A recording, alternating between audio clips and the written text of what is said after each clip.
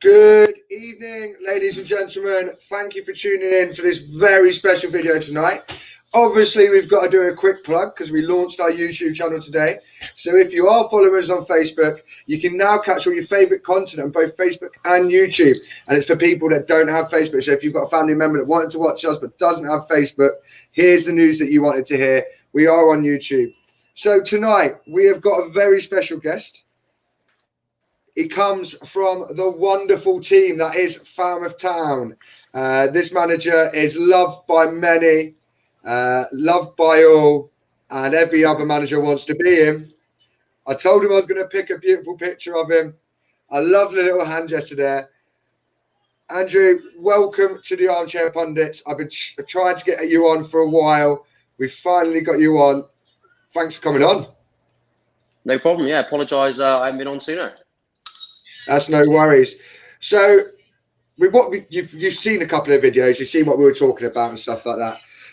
For me, I really wanted to get you on because you went into the club after somebody had been there long, seven had left, and you came in and pretty much had you had some of the older lads, but you had to pretty much rebuild and bring in some younger lads as well, didn't you, when you first took over at Town?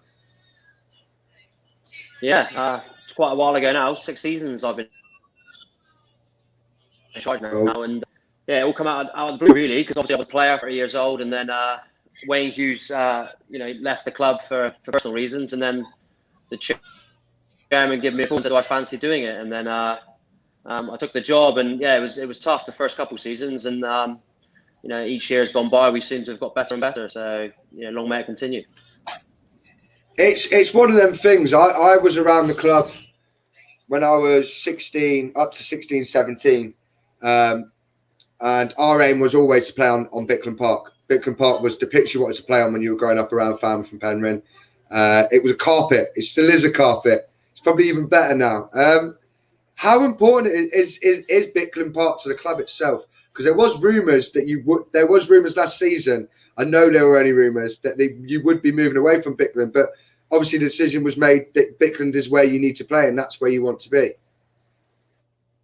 Oh, 100%. Bickland Park is Falmouth Town, isn't it? I think it was maybe my second year. There was big talks of us leaving. The club was massively in debt, and in full credit to the chairman, Graham Medlin. The work that he's done behind the scenes, and Malcolm and other people, and James Miller, and the club is pretty much debt free now, and the place has never looked so good. And the thought of leaving Bickland Park was unthinkable, really. As much as the facility up at Falmouth School is really nice, just us leaving Bickland Park it would have been a travesty to the town, I believe, and to the football club.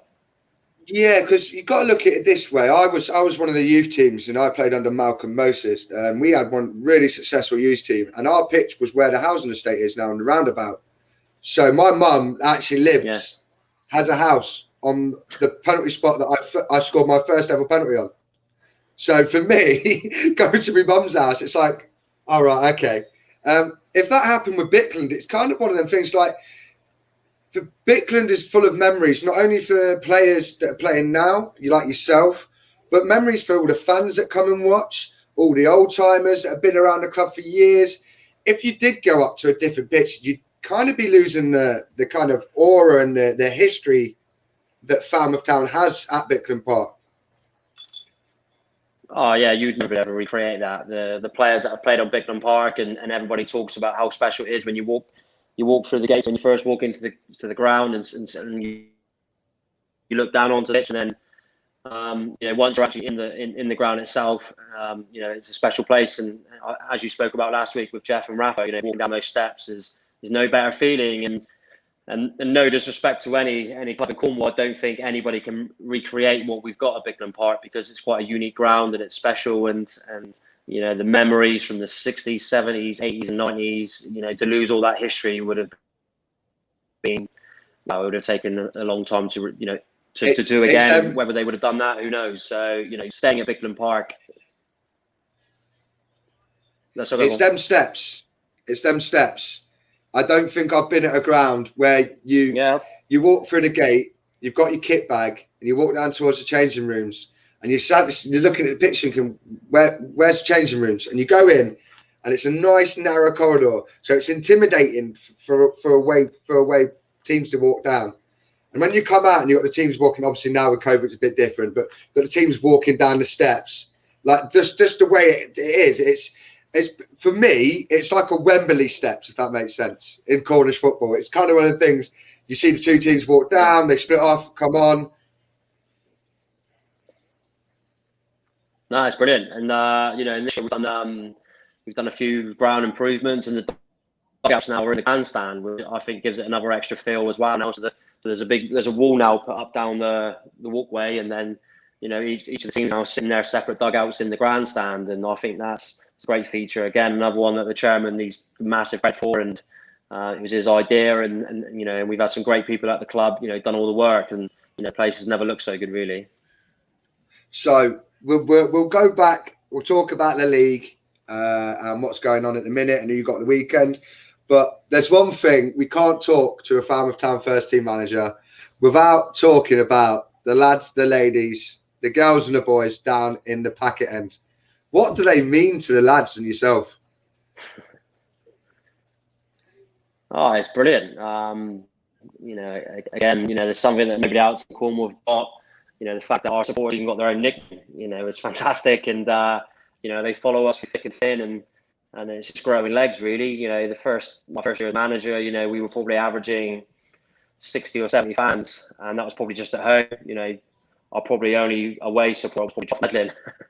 And, you know, he's always been with us, which is great. And then, you know, and just, you know, off the back of the League Cup final win, really, it grew a bit legs.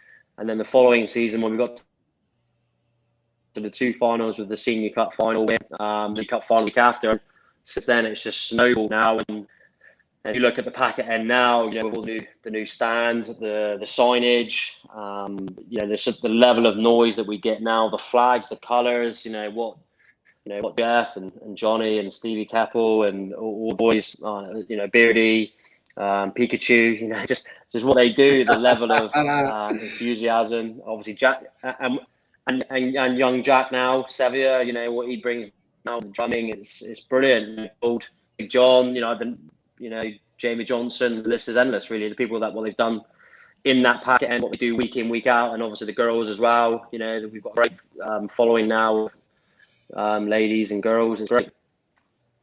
It's one of them things. The F Troop, I've never. So up country, everybody knows this. I'm well involved with my local football team up there. I travelled 605 miles just to watch them in their first proper round qualifying of the FA Cup, Melton Town. And we had drums, and we started getting hundreds for the gates. And it's a team that's never really had much no expectations, and they've done that. But the F Troop are just something else. I've been to many long league grounds. I've been to many non-league finals. And I don't think I've ever seen a group of people put so much passion and noise and colour behind their local team. Yeah, there's someone of us for Cornish football, aren't there? You know, I think the F gets spoken about more than the team sometimes, which is great. You know, and you know, you look at all the things that they do, and I think, you know, a lot of teams benefit from that. You know, I remember last season, you know, Dobbles had a fire at the ground, so they played like 8 games away or whatever it was, and then when we went up there, you know, the boys had rounds, raised a lot of money, which was fantastic. You know, when we played House in the Vaz, I think they went down to the cricket club, they had a big whip round again, raised some money for them. You know what Johnny Perro done for the RNLI, got them up to Bicknell Park. We raised a lot of money for them. We've had the Falmouth Marine Band. So you know the F Troop at the minute aren't just on a Saturday, you know, for the Falmouth Town Football Club, they're for the community. Yeah, which is, I think, you know, I think unfortunately with COVID, you know, I'm sure. Well, I know Johnny had loads of things planned, and yeah, I think it's very important. What, like you said there, the F Troop are not just doing things for themselves. They're doing it for the club. They're doing it for the community. But you can say the same about the club itself as well, with you guys in the first team, the combination, and everything like that, and all the teams around Falmouth Town. It's a community feel, and I think that's important, that people, especially during this pandemic / COVID, is the community feeling around local football is what's kind of keeping people on their feet. And kind of keeping them busy, which you guys play a massive part in it. So I would like to thank you, because I've seen so many people around Falmouth that I haven't really normally seen much of, and they've joined the F Troop. You can see them in the pictures, and these people that wouldn't normally go to local football. So the F Troop and yourselves, by playing good football and being connected with the community, are giving the community an outlet, something to do during a horrific pandemic, really. Yeah, and that's it. And, you know, obviously we've got a responsibility on the pitches. You know, I think secret really in the day, you know, if you were Falmouth Town, you was either from Plymouth or an ex-professional. So, you know, for a lad to ever play for Falmouth Town, you had to be a little bit special. So, you know, there wasn't really that connection with local players playing for Falmouth Town. Whereas, you know, over the last couple of seasons, I think teams in our league would have seen going local as a failure. Whereas, you know, that model now seems to be working from a lot of teams, and you know, we've got a good connection with local lads playing for us, and I think that helps with, you know, getting that connection to the F Troop. And you know, and I take a lot of pride actually, and you know, when I look into that F Troop stand and see a lot of families that have been brought together, you know, on Saturday or not spent much time together. Whereas, you know, you go Saturdays now and there's dads, there's daughters, there's mums, sisters, uncles, and they're all together, and it's, you know, that I take a lot of pride in that, seeing that, you know. So we've got it's really special, and hopefully it can continue. Honestly, like, yeah, to be honest, we're talking about this, but let's talk football. You've had a few long haul stallions leave this season, which is a shame to see them go. Great lads as well, but obviously I've seen a lot as well. A lot of praise coming towards your way about bringing the young lads through from the combination team. Yeah, that's what the club's all about, isn't it? And you know, Lee's been excellent what he's done this year, and Jarvo and Clarkey, you know, what they've brought to the second team, and you know, he's doing things the right way, and it's good that, you know, we've got some young lads, and you know, and they're doing things the right way, and the door's never shut. Whereas, you know, maybe years gone by, you know, a second team getting into the first team would have been hard for him. Whereas, you know, this, you know, I'd like to think in my tenure as manager, you know, we've brought a lot of second team lads, and they've come through, you know, right from the start, really, like your Ollie Walkers, you know, Harry Clark, still started in the second team, played for us, went through the ranks. Ryan Shin with his dad team to come through. So, you know, Reece Carroll was another exciting prospect coming through. You know, Ruben Tolbert, great player. So the, you know, the future's looking great. Yeah, I've seen you got Chinner back. You've got Scotty Keller as well. I remember growing up, being a year below Dave Boglino at school, and just thinking that kid, that guy's going to be something else. And to be honest, every bit of football I've seen him play recently, and the videos I've seen him play, the local lads, like you said, the local lads, they've been given a chance, and they're grabbing it with both hands and showing your league position and winning cups like you have been and stuff like that. It's showing that Cornwall has got talent, and it has got the belief there behind its young players. They just need a manager like yourself, or some of the other managers that I've seen in combination in Peninsula and St. Piran's, just giving them that opportunity to shine. Yeah, exactly. And, you know, Broggy was a hard fish to catch, because, you know, my brother-in-law's missus and Broggy's missus are best friends. So I was always hounding Broggy to come to Falmouth Town for years. And he always said no. And then, you know, when we finally got him, you know, to find a midfielder that scores as many goals as he does and assists is very difficult. I'm very lucky to have him. And same with Scotty Hello, really. You know, I'll be brutally honest, I didn't realise how good he was. You know, when the opportunity comes to sign him. To be honest, mate, I didn't know that either. I thought he was a cricketer. I thought he was a cricketer, to be completely honest, Scotty Kelly. Have you not seen him play cricket? There's question marks on that. Sorry. Nah, honestly, all jokes aside, Scotty Kells has been a breath of fresh air, you know, since he's joined the club, and you know, he is just getting better and better. And he centre midfield now. He's becoming one of the first names on the sheet, and you know, he's a top player. Yeah, 100%. So what I'm going to do next is we're going to have a look at this. Let me take these banners off a moment. Let's take these off. Let's have a look at this league table. So you start the season. In my opinion, it's been a strong start. You've had a few games go against you. I think one would be, I know which you probably can't mention, but one would be the Helston away game that may have gone against you. This league table, though, it's saying good things. I understand the teams below have played less games, but them games in hand, they could be against the other top teams. Are you aiming for the league title? Is that what you're aiming for every season, or? Well, the target at the beginning of the season is to better what you've done the season before, and the fact that we're on the top table is where we want to be. Like you said, we've had some disappointing results. The Helston one was a painful one. To be 2-0 up, 3-2 up, and then to concede in the last minute. The Weybridge game is probably our poorest performance of the season and didn't deserve anything from it. But that being said, we still only lost by a single goal. And the doubles one was a hard one to take, really, because 1-0 up, we had a lot of chances to go further in front. And unfortunately, the game spun on its head with a poor corner, defended really bad from it, and then a miss it cross, and then before you know it, you're 2-1 down, and then you're chasing the game. So disappointed to concede, to drop those points, but overall, I think it's a good start. Sorry, I had Zach Maunders just commented, having a bit of banter with you, saying a few more leagues and he would have won as much as me. Zach's a good manager. He shouldn't be so dismissive of his achievements. What he's done in Sunday League football is good, and I've played a few games with Zach and he's done well. He's a good manager. He's a back sophomore. Yeah, I'm part of the dropship team that is looking to stir the boat a bit at Rocket this year, and I can't wait for the game, to be honest. It is going to be good. Rick Matthews has come on.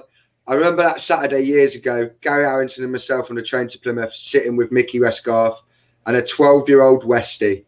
We were on the beer, probably going to see our goal. We were, in all fairness, we couldn't give two about. Who knew that young lad would be our leader now? That's emotional. That to me is like. Well, to be fair, it's probably a fair assessment, because obviously in my younger days, like anyone who's younger, I was probably a bit of an idiot. And, the fact that someone said to me, manager, I probably didn't see it myself, really. At that time when I was younger, you had legends of Cornish football managing Falmouth Town, Bowley, Trevor, Ray Nix, they were top guys, Alan Carey. So, the fact that I'm manager of Dave Wadd, sorry, I'm amongst good company. So, it's an honour to manage Falmouth. Yeah. Right. Big question. You've been a manager for a few years at town now. I think I know the answer to this one, but it's a question that everybody wants to know. What is your most memorable game? What is the game that you sit there and you can have a couple of drinks after a game and go, that game, that was a game that we played outstanding, or you played against somebody that was supposed to be miles better than you and you pulled it out the bag?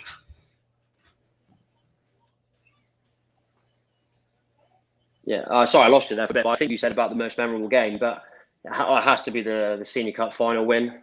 Something that the club had done since 1997. The march from the F Troop up past Priory Park from outside the ground. I can still picture it as if it was yesterday. The noise, the flares, Coops' goal. Going 1-0 down, and you think you always fear the worst. And then, like I said, Coops' goal from that corner was unbelievable. And then Wardy's header at the end, unbelievable. It's probably the longest 8 minutes of my life until the referee blew his whistle and the celebrations after. The after, it's just you couldn't have read it, really. It was an unbelievable day, and so I'd have to say that's my standout. Because not many people, it's quite documented. Really, not many people have won the Senior Cup. It's a tough trophy to win. So, to be amongst winners of that, I'm immensely proud. Would winning the league this season top that? oh, be nice, but there's a lot of good teams in there. It's still early days. We're only 12 games into the season, so if we're in and around after Christmas, then you can start getting excited and way off it yet. It's one of them things, because I've watched this season. I've watched some of the results come in, and some of the teams in the top 7 there. Even I kind of like sat back and went, "What's happened there? Have they done a massive shift out or anything like that?" And a lot of the teams that are in that top 7 or 8 are the same teams, but their teams have just settled, and they've got a couple of young lads in. And I think that's what's working well for you this season as well. That top 6, 7, and 8. They've managed to get the right balance. It's like you and all them clubs have suddenly just gone this season, right? This is the balance we want, and we're going to go forward with it. And some of the games are just goals galore, aren't they? They're not. There's literally. I'm enjoying seeing the results coming every week. Yeah, I think that the league's moved on. Every team we play against now, and every setup within Cornwall, you've got a manager, you've got a coach. Some teams have got fitness coaches. Some teams have got video analysts. The game has moved on now, and teams are becoming harder to beat, or they're becoming more free flowing. So, I think the league's exciting now, and and people are pushing each other on. You only have to look at the ground improvements, and full credit to the FA. Money now they're pumping into edge ground now is massively improved, and everybody's up in their game, and the days of just turning up and playing are over. Everybody has to be on their money. Every team deserves everybody deserves the respect for each game. So I think the powerhouses of Cornish football have sort of been overtaken a little bit. When you look at the old days of your Falmouth Pendances, your Liscards, St Austels, all them. You're looking at all now, like your Mousels are all coming through. Hell of a setup down Mousels, they're coming through now. It is hell of a setup down Mousels. I haven't been down there. We played. Yeah, I've seen it on the video, but I'm sure all the money in the world won't replace the wind and the rain. So. But do you know what they've done as well? Mousels have kind of done what Falmouth used to have years ago. I don't know about much of it yet. I haven't seen much about it. But Falmouth, when I played there, we had an age group, and every age group had a team in it in youth football. Then we had the girls' team, and then we had the women's team. And Mousel kind of had a team there, but then they built the rest of their club whilst building their first team, which I know. I've been around youth football, and I managed for 5 years in youth football. That is hard to do. It's hard to balance financial and the voluntary strain between a youth team and a men's team kind of thing. So that is a good setup, but a lot of clubs do it. Penryn have started to do it. I know I should be saying the P word. I'm sorry. I should be saying the P word on a Falmouth Town video. I am sorry about that. Brett Madden's put, how much does Westy love the F Troop? I'm pretty sure he answered this earlier, but I'll let him answer it again. Oh, mate, the top drawer there, yeah. For me, it's nice to have somebody like yourself that is engaged not only in the football side of it, but the fan side, and how important the football is to the community, because that's what I do, this grassroots stuff. I want to speak to managers like yourself and all over Cornwall, all over the country, and just let people see how much it means to, because they are little towns, let's be honest. Falmouth's a little town. I've done Penzance, I've done Leicester, I've done Melton, I've done a team in Essex, I did a team near Rotherham. These are little, small, grassroots, local teams, and without people like Westy and the managers behind all these clubs, they wouldn't survive. They've got to have somebody that's got the passion for not only the football but for the community feel. Would you agree that that's what grassroots is all about and what local football is about?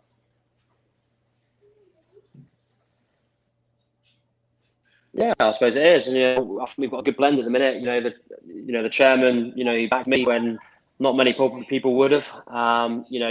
Being a fan with local lad from Old Hill, I know the majority of, pretty much, all the F Troop as well. So, like you said, I've got that connection there. I know most of the people in there, and having played for Falmouth pretty much most of my life, it's a special place in my heart, and you need local people there. I'm lucky enough to have my dad helping me out on the sideline. I've got Charlie and James, two great assistants. There's so many people to mention. you've got like Phil on the gate, you've got Trevor doing the kit, Wayne, you've got Derek doing the pitch, you've got Malcolm and Morgan behind the bar. Those guys are unsung heroes, and without them, there isn't a football club really. As much as you can say, I just a piece in the jigsaw really, and and I think you need all of those people in place to make something successful. Then you throw in the F Troop, Jeff, and like I mentioned earlier on, the people that are involved in the F Troop, and all of those ingredients make Falmouth Town what it is. Because no fluke that what we're doing is a lot of hard work goes into it, and and a lot of people can be immensely proud of what we've achieved. Yeah, it's one of them things that for me, I love, and this is why I love about. Oh, what's going on there? Something just popped up. Sorry, mate. Somebody just tried to join. I'm truly honoured to be Falmouth Town Reverb's joint manager, and it really is an experience. I wish I'd done it years ago. And this says it all, to be honest. Like, even the connection you've got between the Combo and the first team, and the F Troop, and the committee members, and the chairmen, the guys behind the bar, the guys in the ticket office, the guys that take the photos voluntarily, the drummer, Jack, and everybody in the club and around the club. Like you said, you're part of a jigsaw. It's not just you, but you've got to have cement for a jigsaw. You've got to have the pieces to fit in. So you've got to have certain pieces to have to fit in with everything. So you've got yourself, and then you've got Graham, and then you've got Jeff, and then you've got everybody, and all them people bring in more people. I think I seen the other day your average last season for home games was over 150 people watching, guaranteed every game, which is mad because Cornish winter is not where you want to be standing on the side of a pitch getting absolutely battered by freezing cold rain. Yeah, I think there was more than that, actually. I think it was over 200, maybe close to 300. I want to say, but I think that the sad thing is, obviously with COVID, I think it's really halted what our support we've got. I generally believe if this never happened, we would be getting over 300. Every cup game we was getting 300-400. The Torridge side game we had, close to 700 people, and I do generally believe that we got bigger. So, but the fact that we're still getting over 200 now is a testament to the F Troop and the support we get. So this is something I've been asked to ask you. Somebody just inboxed me. I don't think it's really a question. It's more of a statement. So Mr. Cooper was a big part of Falmouth, and it is a loss to the club. He has gone to a different club, and he is still going to be playing football. But the memories you have with Cooper, talk to us about it. Because people said he was a great player, he was a clubman. Westy respected him, everybody respected him. It's a shame for him to go, but he wants to go and play football as well. So good on him. But he will be truly missed at town. How pivotal has Cooper been a part of your team the last couple of seasons? Yeah, Joe will be.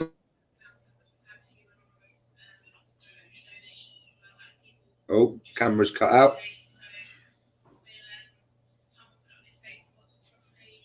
Great, it was his day to leave. A week ago.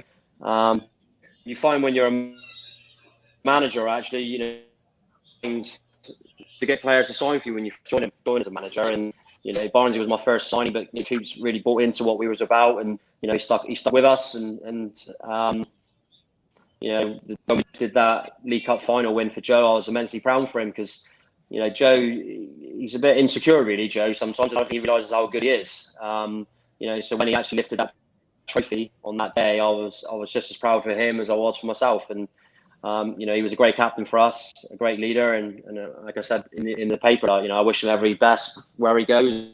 And it's a shame we couldn't give him the send off that he deserved. But you never know what happens in the future. He might come back, he might not. You just don't know. And I suppose the disappointing thing is he's gone to St Dennis now, and now not coming back to Bickland. You give him a Bickland welcome, because we thought he was going to Porthleven and we was due to play in about 4 weeks' time. So, but I'm sure next season he could be coming back. Yeah. So we've talked football, we've talked F Troop. It's been great having you on, Westy. I will try and get down to a game very soon. Get a couple of videos and stuff like that, and go through all the bits and bobs. Do a face-to-face interview, which I'm aiming to do with quite a lot of managers in a minute. You got a game on Saturday tomorrow. Hey, you said that last week. So when are you going to actually come down for a game? I've got work, mate. I'm working quite a lot. That's a big one. I'll try. I've got. Always took a day off. I'm playing combo down at Perranporth at the minute, and I'm trying to help them with down there and getting that club re-established because they've lost a lot of their players and stuff like that. So I've got a big game on Halloween against Pendine in the Cup. So if we get knocked out of that early, I might be coming to a couple of games on Saturdays. Big game tomorrow for you. Is it a must 3 points?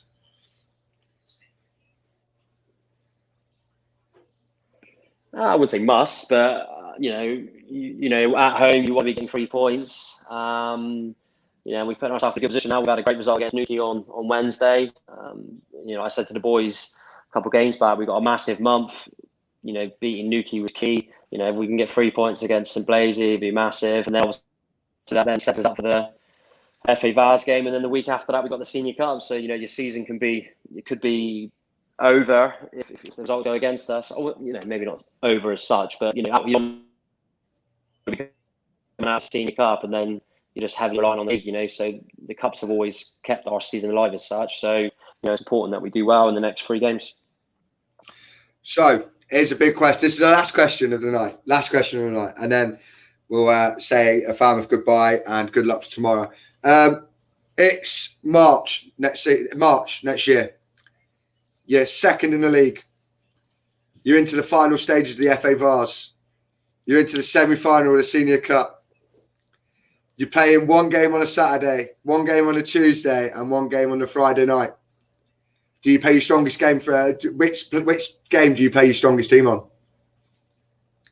Bear in mind, either game could win you a. So let's say.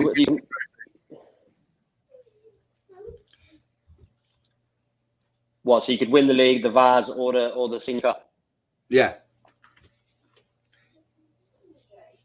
You've got to try and win all 3 of them, haven't you? I think winning becomes a habit. So, you win your first game, that lifts you the league title, then you play your next strongest side, that wins you the Vars, and then you play your next strongest side, and that wins you the Senior Cup. So, I think any player that's playing a successful side, you play your best side every game, and all players want to play in every single game. So I don't think at any level of football you can cherry pick your games or rest people, really. I just don't. I think sometimes it comes and bites you in the ass if you do things like that. So you just got to go out and win every single game. That was a true Westy deflection shot there for the question there. That was definitely a world famous Westy deflection shot for that question. But I loved it. Westy, it has been great having you on. Good luck tomorrow. Anybody that's watching that's from the Falmouth area that hasn't experienced Falmouth, they are at home tomorrow with St Blaise.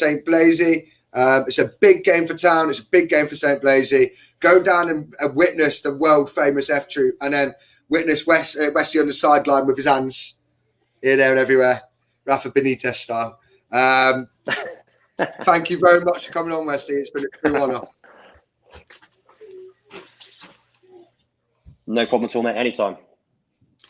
And guys, remember, all roads lead to Bicklin Park. This has been the Armchair Pundits. Thank you to Westy for coming on. Good luck to them tomorrow. Good luck to all local teams tomorrow. I'll be back maybe next week or the week after with another great interview with another great manager. Good evening. Stay safe and enjoy your football this weekend. Thank you very much.